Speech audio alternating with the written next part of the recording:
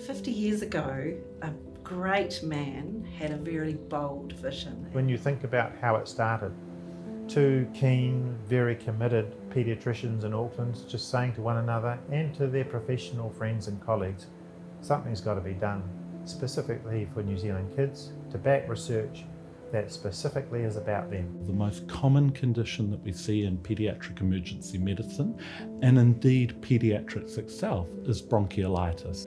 And we now have research which is being funded by Cure Kids, which is a large project that we're leading across Canada and Australia and New Zealand, which is focusing on preventing those children deteriorating when they do come into hospital. Professor Ed Mitchell and Dr. Christine McIntosh have had a 25-year program of research looking at all of the risk factors that may put a baby higher at risk for cot death or sudden unexpected death in infancy.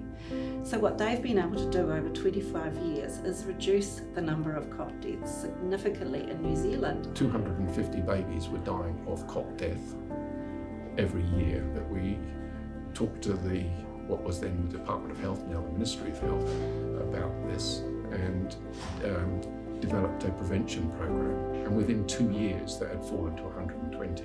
Cure Kids was really important in this because they funded a lot of the materials. Not only have we saved thousands of babies' lives in New Zealand, but we've saved tens of thousands overseas, which is really exciting work. Another area that we've worked on recently has been in children who are having seizures. We were the first in the world to look at a newer class of anticonvulsant drug to be given to those children.